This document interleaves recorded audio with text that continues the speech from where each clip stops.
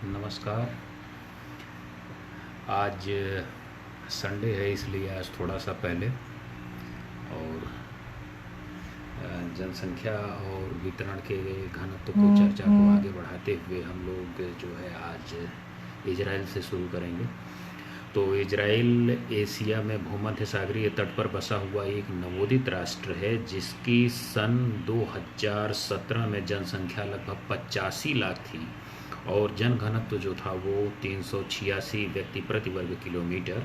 Israel में जनसंख्या का मुख्य जमाव जो है देश के समुद्र तटीय मैदानों के सहारे सारे देखने को मिलता है। इजराइल की 75% जनसंख्या यहूदी, 65% जनसंख्या गैर यहूदी और अस्केलोन इजराइल तट के दक्षिण में तथा नहारिया इजराइल तट के उत्तर में नगरों के मध्य तटीय मैदान में यहाँ की मुख्य जनसंख्या रहती है।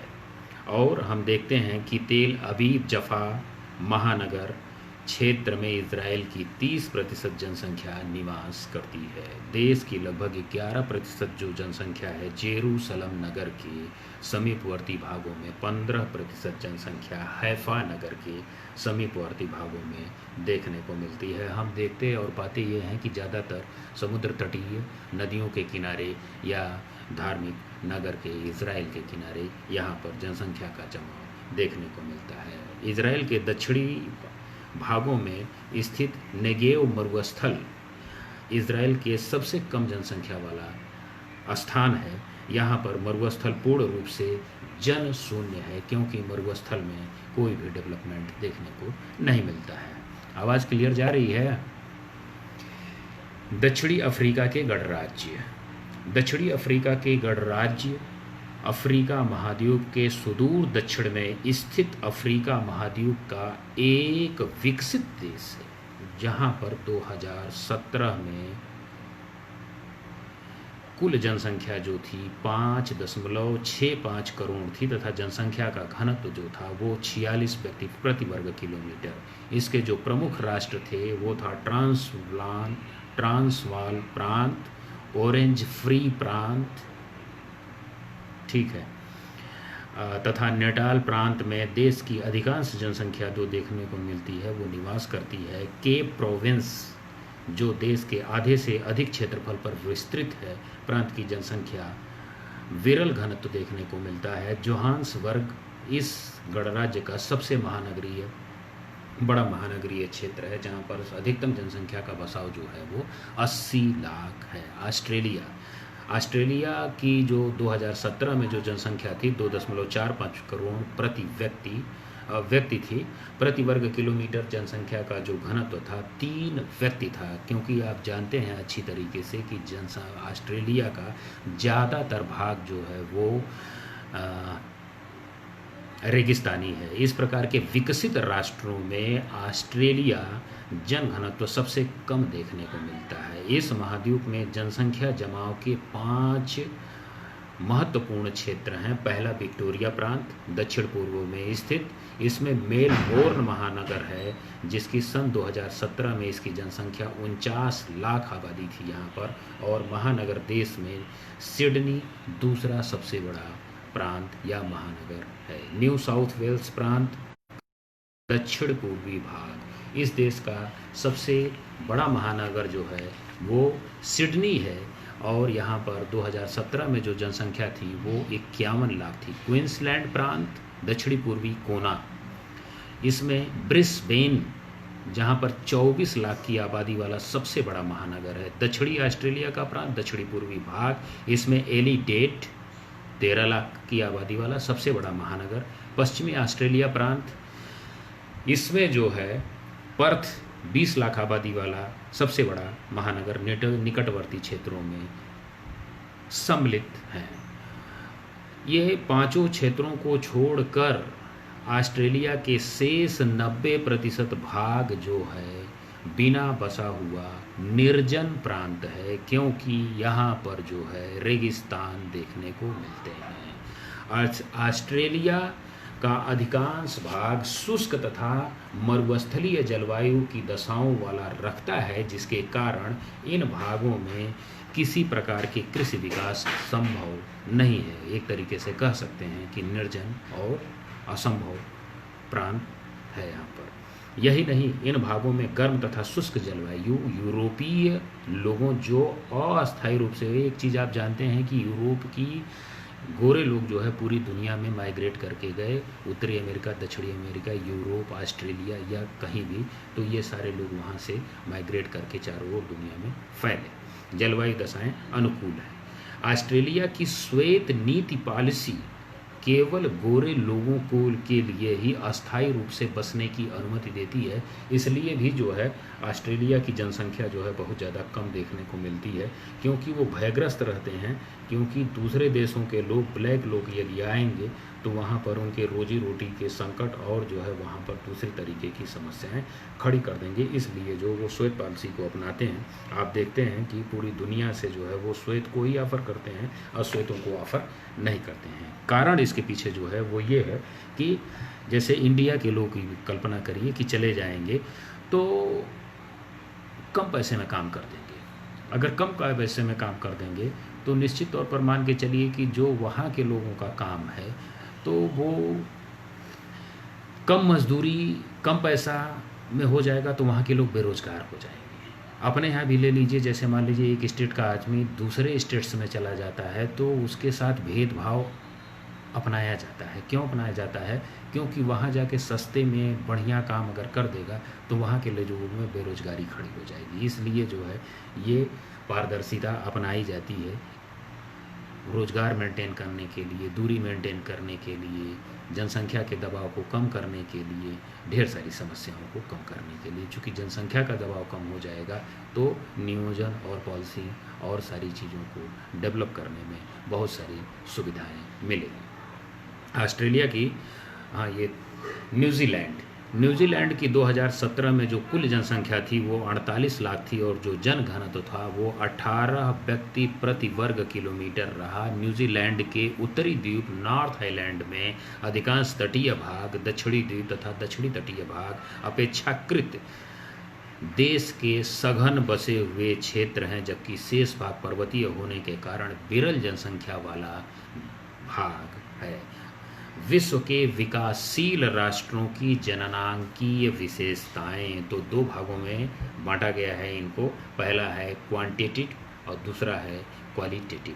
परिणामात्मक विशेषताएं और दूसरा है गुणात्मक विशेषताएं। परिणामात्मक विशेषताओं के जो अंतर्गत रखी जाती हैं किसी भी देश की जनसंख्या का आकार कैसा है, जन्म मृत्यु, जन्म दर, मृत्यु दर, आयु की संरचना, कार्यशील जनसंख्या, बेरोजगारी की समस्या, ग्रामीण एवं नगरीय जनसंख्या आदि के पक्षों की विवेचना की जाती है और इसके आधार पर हम जो है क्वांटिटेटिव कैरेक्टरिस्टिक्स के बारे में आगे बढ़ते हैं और इसमें हम 6 पक्षों के ऊपर चर्चा करते हैं।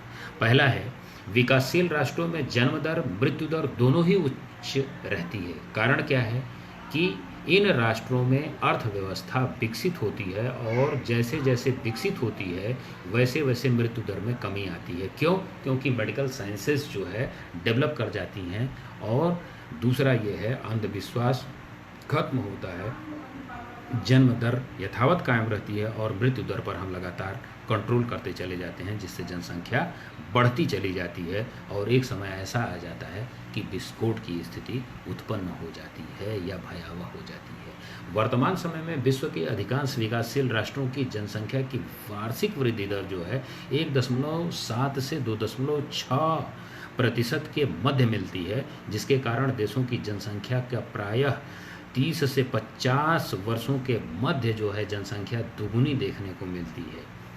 दूसरा क्या है, विकासशील राष्ट्रों की जनसंख्या जो है वो वृद्धि, पॉल डेमोनी महोदय ने अपने लेख the population of under developed countries में लिखा कि विकासशील राष्ट्रों जिनमें समस्त मानव जाति का लगभग 3/4 भाग रहता है, जनसंख्या में शताब्दी के शेष अवधि की तीव्र वृद्धि होगी और इस जनसंख्या वृद्धि पर नियंत्रण संभवतः विकास अथवा बड़ी आपदा द्वारा ही होगी। अजय जी को नमस्कार।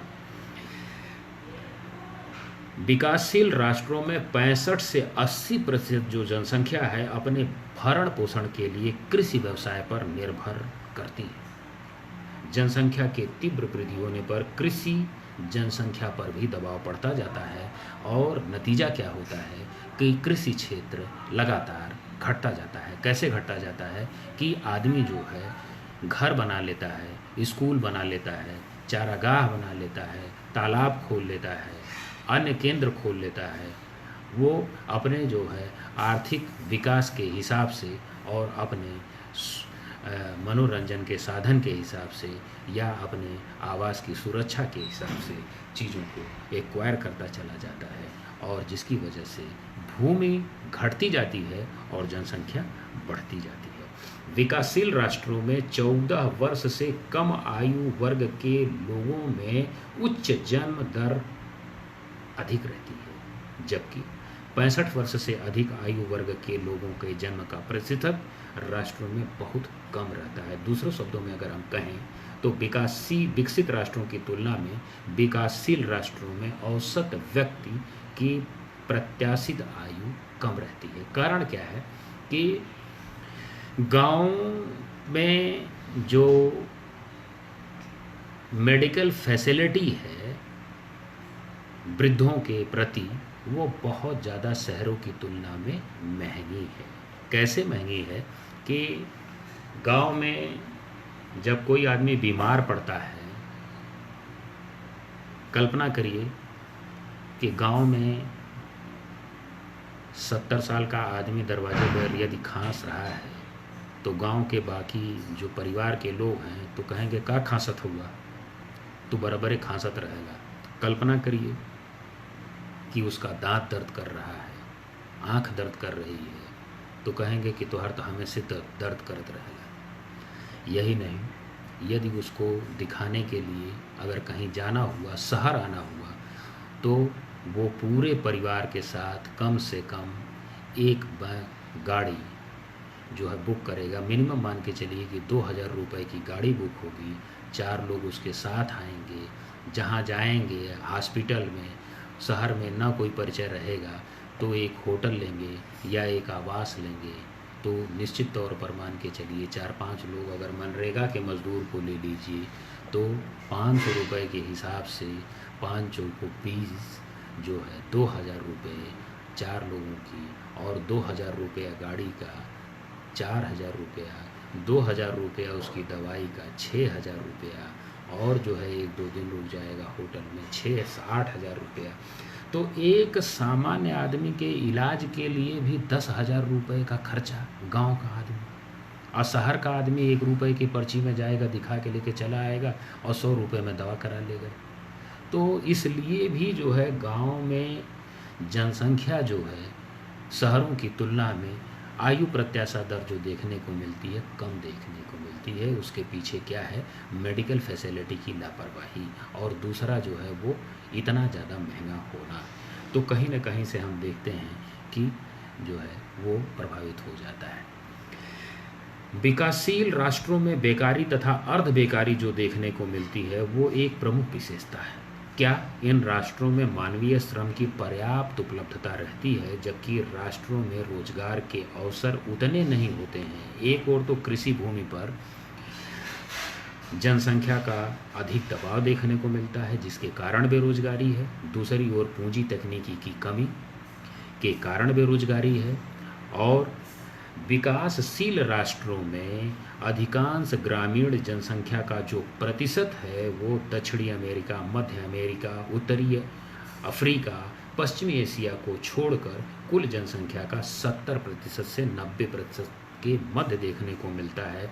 नगरीकरण की धीमी प्रक्रिया के कारण नगरों की जनसंख्या भी धीमी गति से बढ़ती है। गुणात्मक विशेषताएं क्या हैं?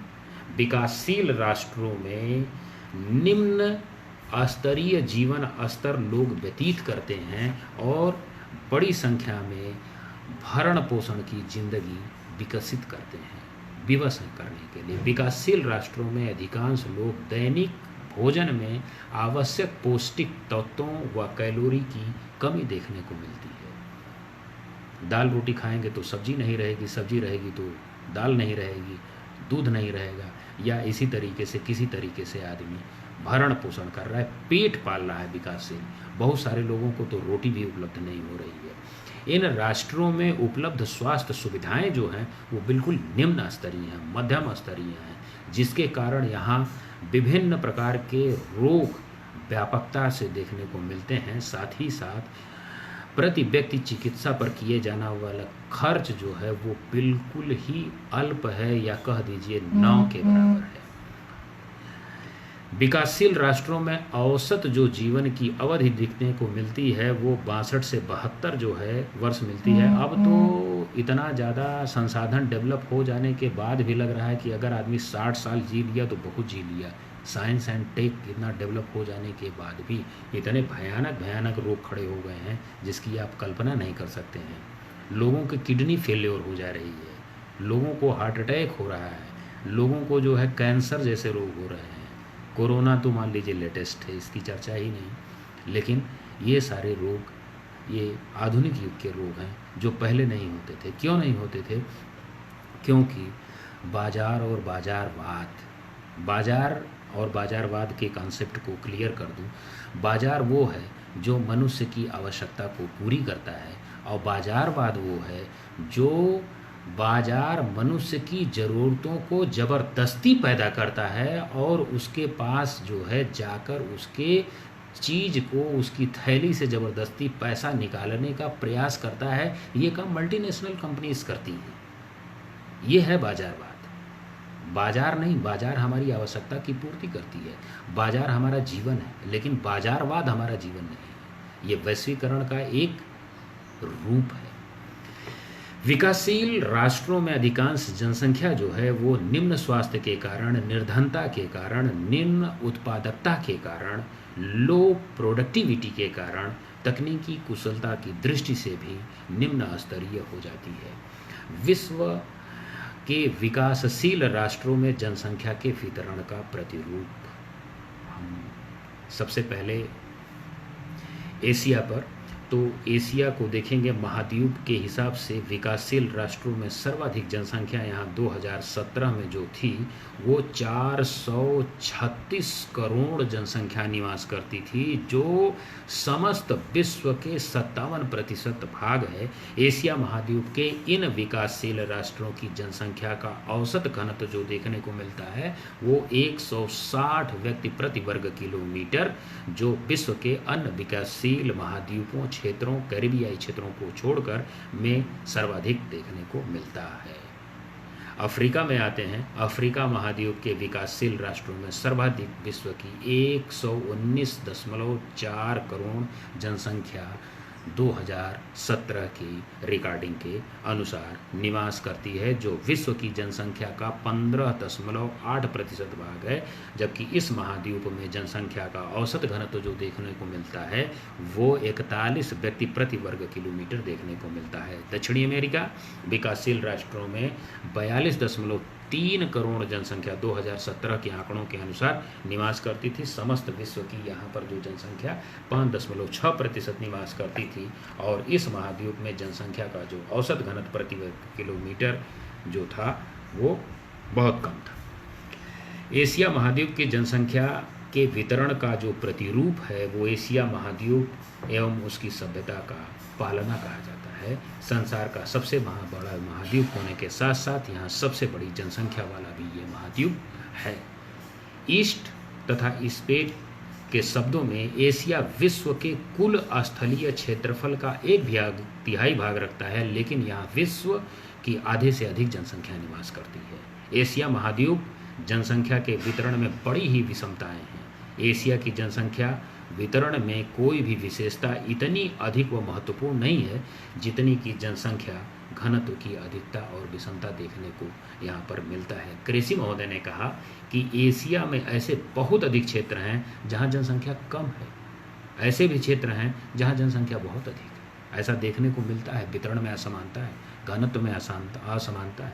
सन 2011 में सोवियत संघ से अलग हुए 7 एशियाई स्वतंत्र राष्ट्र Uzbekistan, Tajikistan, Kyrgyzstan, Kazakhstan, Armenia, Azerbaijan तथा तुर्कमेनिस्तान तथा एशिया रूस को सम्मिलित करते हुए एशिया महाद्वीप के कुल जनसंख्या 425 करोड़ थी, जो विश्व के 705.2 करोड़ लगभग 60% थी।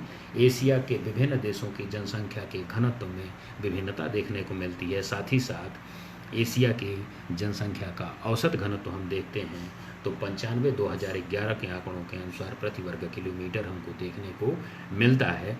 Mongolia, Saudi Arab, Yemen, Kazakhstan, Oman, Qatar, Laos ऐसे देश हैं जहां पर जनसंख्या का घनत्व जो हमको देखने को मिलता है वो 30 व्यक्ति प्रति वर्ग किलोमीटर से भी कम देखने को मिलता है। जबकि दूसरी ओर बांग्लादेश, सिंगापुर, बहरीन, जापान, दक्षिणी कोरिया, भारत तथा फिलीपींस ऐसे देश हैं जहां पर जनसंख्या का घनत्व 300 व्यक्ति से 1000 व्यक्ति प्रति वर्ग किलोमीटर से भी अधिक जनसंख्या घनत्व यहाँ पर देखने को मिलता है। यही नहीं, मंगोलिया, साइबेरिया, सऊदी अरब, चाइना, ईरान एक बहुत बड़ा भाग ऐसा है जहां मानव के दर्शन दुर्लभ हैं। जबकि चीन, भारत, बांग्लादेश जैसे मानसूनी देशों में मानव की जनसंख्या जो है मधुमक्खी के छत्तों की तरह संकेंद्रित है। कल्पना कर सकते हैं। जनसंख्या घनत्व की विभिन्नता के आधार पर एशियाई देशों को 3 वर्गों में विभाजित किया गया: अधिक जनसंख्या वाले भाग, मध्यम जनसंख्या वाले भाग और विरल जनसंख्या वाले भाग। अधिक जनसंख्या वाले भागों में जो राष्ट्र हैं वहाँ पर जो 200 व्यक्ति से अधिक जनसंख्या को जो मिलती है वो है चीन, Bharat, Bangladesh, Pakistan, Japan, Vietnam, Israel, Philippines, उत्तरी कोरिया, दक्षिणी कोरिया, श्रीलंका, लेबनान आदि सम्मिलित हैं, जहाँ पर 73% जनसंख्या निवास करती है। इन देशों में एशिया महाद्वीप का लगभग 56% क्षेत्रफल देखने को मिलता है और इस क्षेत्र में सम्मिलित अधिकांश देशों की जनसंख्या अपने आजीविका के लिए कृषि पर निर्भर है। हम देखते हैं मानसूनी देशों में, मानसूनी प्रदेशों में जनसंख्या चावल प्रधान कृषि करती है और यहाँ पर भरण पोषण का कार्य ज़्यादा है। इस वर्ग के अधिकांश खाद्यांश विशेष रूप से चावल, जैसा कि मैंने बताया, का अधिकांश होता है। मानसूनी प्रदेश के लोगों को चावल सबसे प्रिय भोजन है। अगर उनको चावल भोजन में नहीं मिलेगा तो जैसे लगेगा कि उनका पेट भरा ही नहीं है। भारत, चीन, दक्षिणी कोरिया के कुछ क्षेत्रों में जनसंख्या के अधिक जमाव देखने को मिलते हैं। इसके कारण औद्योगिकीकरण है। औद्योगिकीकरण के कारण भी जनसंख्या का संकेंद्रण जो है औद्योगिक प्रदेशों के चारों ओर देखने को मिलता है। एशिया के सघन जनसंख्या वाले देशों के जमघट नदी के किनारे नदी घाटियों के किनारे देखने को मिलता है, जिसकी प्रमुख कारण क्या है कि वहाँ पर जल की उपलब्धता आसानी से हो जाती है और जल की उपलब्धता आसानी से हो जाने से चावल की कृषि आसानी से की जा सकती है। चावल अन्य खाद्यान्नों की तुलना में जनसंख्या का भरण पोषण आसानी से कर ले जाता है। साथ ही साथ ऐसे क्षेत्रों में मानसूनी जलवायु चावल कृषि के लिए अनुकूलतम दशाएं पैदा करती है, क्योंकि जितना पानी बरसेगा, अगर देखा जाए तो ज़्यादातर फसलें जो हैं वो उस टेम्परेचर पर, उस क्लाइमेट में और उतने जल में वो सारी चीज़ें जो है गल जाएंगी, नष्ट हो जाएंगी। लेकिन चावल एक ऐसी कृषि है या चावल एक ऐसी फसल है धान की जो वो नष्ट नहीं होगी। हमारे भारत देश में 60 प्रकार की किस्मों के चावल उत्पादित किए जाते थे, लेकिन मल्टीनेशनल कंपनीज़ ने धीरे धीरे करके हमारी सारी प्रजातियों को छीन लिया और जो है और नई टेक्नोलॉजी से जो है दूसरे तरीके के चावल उत्पादित करने के लिए दिया और हमने अपनी पुरानी परंपरा को खो दिया, पुराने चावल खो दिया, पुराने बीज खो दिए। नतीजा ये हुआ कि जो हमारे नए आधुनिक चावल हैं देखने में महीन और अच्छे तो लगते हैं, खाने में भी अच्छे लगते हैं, लेकिन नतीजा ये है कि बन जाने के बाद जो उनकी क्वालिटी और क्वांटिटी रहती है, क्वालिटी में डिग्रेडेशन प्रारंभ हो जाता है, कमी आने लगती है। जब पहले का चावल जो हमारे पूर्व मोटे थे, बढ़िया थे, अगर वो बनने के 24 घंटे से 76 घंटे बाद भी वो न उसमें महक आती थी, न वो चावल खाने में ख़राब लगता था। पोषक तत्व उसमें ज़्यादा थे, पोषण उसमें ज़्यादा था, क्वालिटी भी ज़्यादा थी, क्वांटिटी भी ज़्यादा थी। लेकिन आज टेक्नोलॉजी ने, मॉडिफिकेशन ने, ग्लोबलाइजेशन ने, मार्केटाइजेशन ने क्या किया, हमारी सारी चीज़ों को लगातार हमसे दूर करती चली जा रही है और बाजारवाद लगातार खड़ी करती चली जा रही है। और बाजारवाद का नतीजा ये है कि हम अपनी ही चीज़ों से लगातार दूर होते चले जा रहे हैं। ज़रा एक छोटा सा उदाहरण देते हैं कि पहले गांव का आदमी, हमारे यहाँ याद होगा आपको, मिट्टी से गांव के तालाब से अपने बाल को धोता था, सर को धोता था, शरीर को धोता था।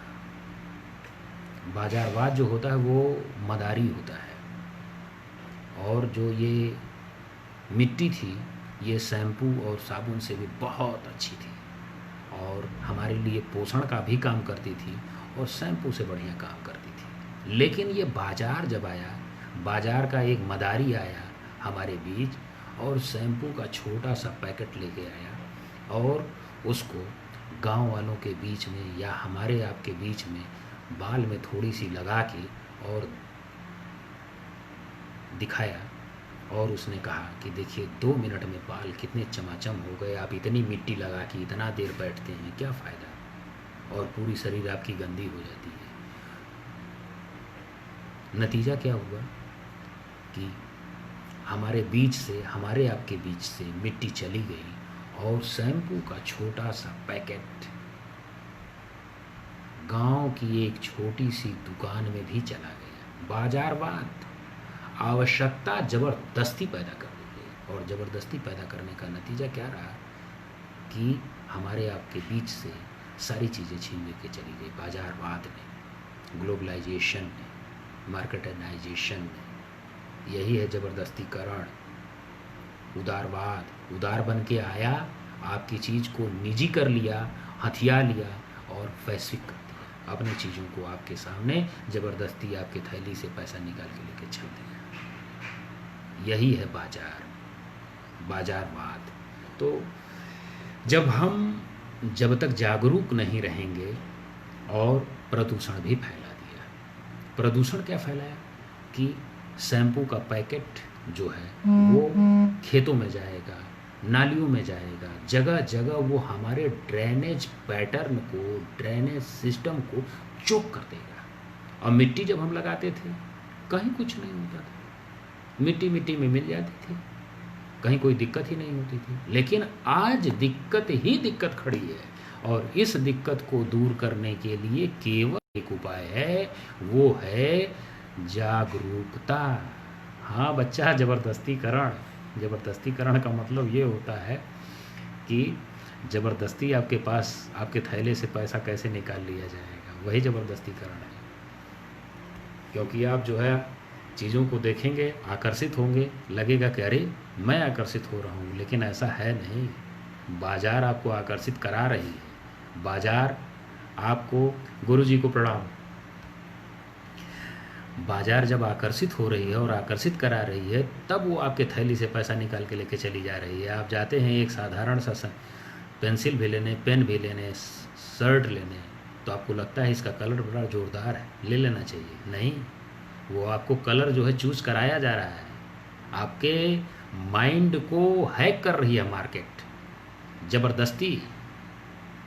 आपको लगता है कि सुंदर लग रहा है, सुंदर लग नहीं रहा है, सुंदर लगवाया जा रहा है।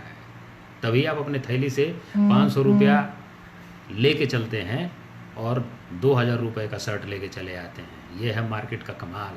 चलिए खैर आगे चलते हैं।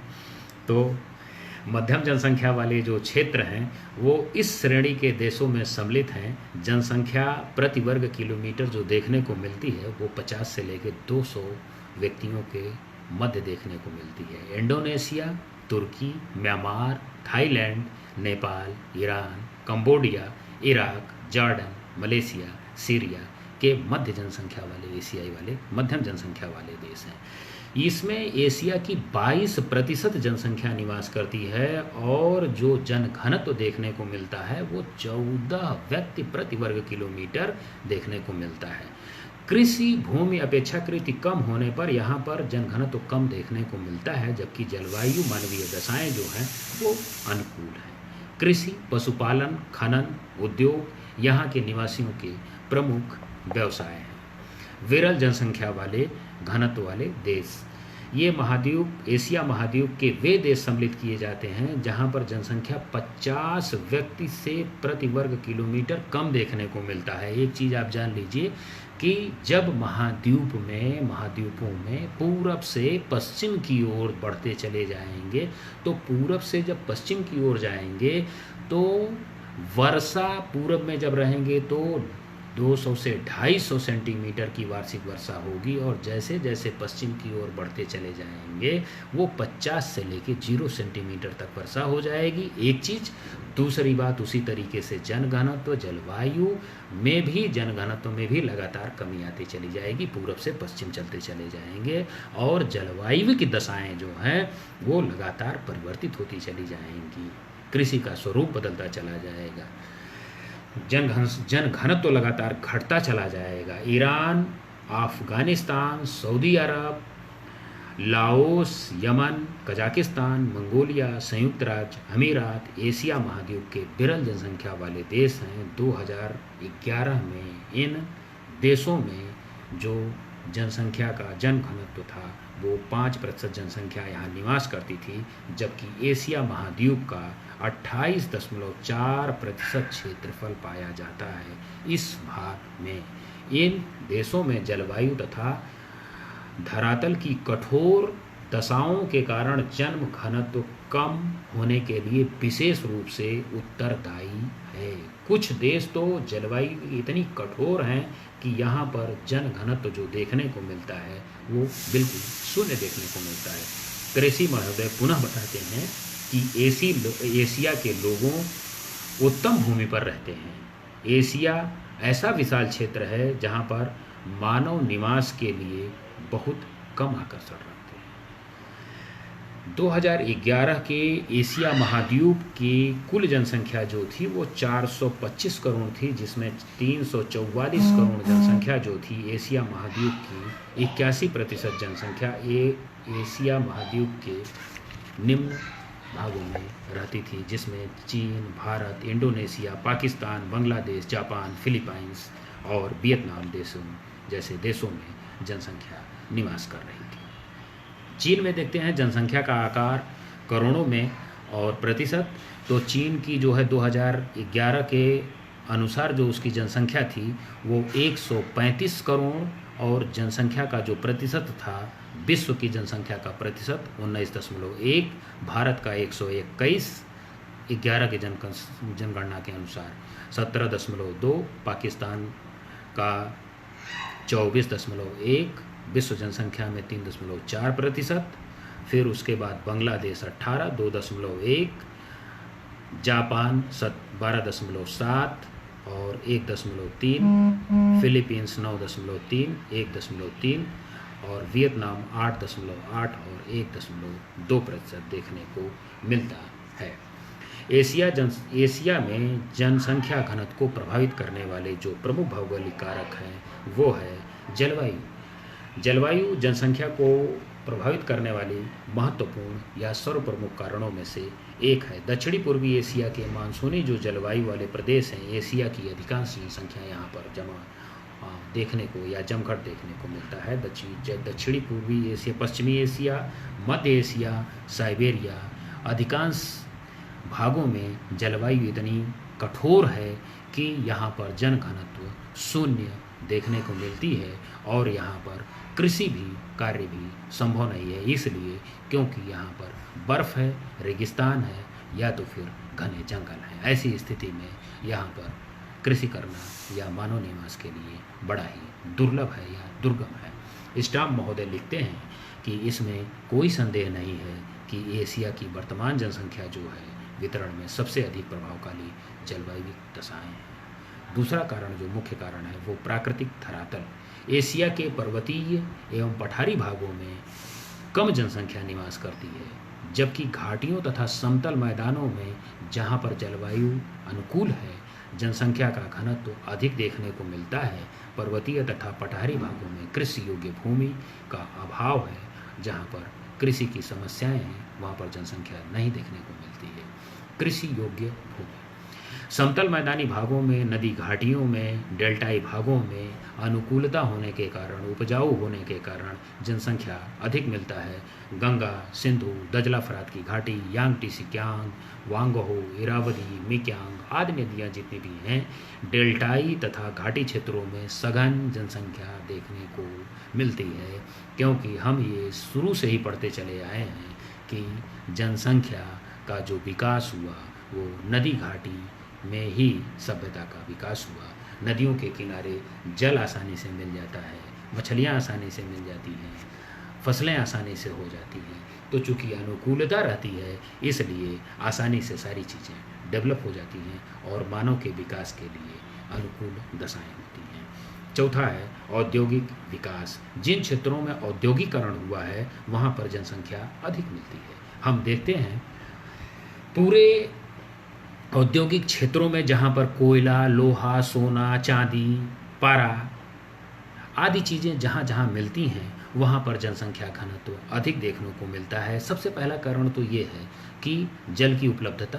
दूसरा जो सबसे बड़ा कारण है कि उनको रोजगार की उपलब्धता बड़ी ही आसानी से मिल जाती है, उनके जीवन यापन होने लगता है, उनको काम मिल जाता है और काम मिल जाने के कारण वहाँ पर जीवन प्रारंभ हो जाता है। और मनुष्य के लिए अगर काम है तो जीवन है, काम नहीं है तो जीवन नहीं है।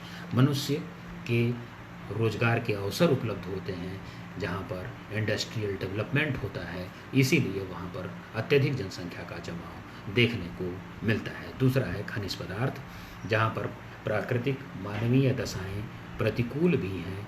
पेट्रोलियम खनन के कारण कुछ अस्थायी जनसंख्या निवास करती है, क्योंकि जहाँ पर पेट्रोल और डीजल प्राप्त किए जाते हैं वहाँ पर जो है बड़ी ही प्रतिकूल दशाएं देखने को मिलती हैं। लेकिन अस्थायी रूप से पेट्रोलियम पदार्थ या खनिजों के खनन के लिए जनसंख्या वहाँ पर निवास करती है। भारत में जनसंख्या का वितरण, अब ये कल इस पर चर्चा करेंगे। तब तक के लिए सारे लोगों को बहुत बहुत धन्यवाद, प्रणाम।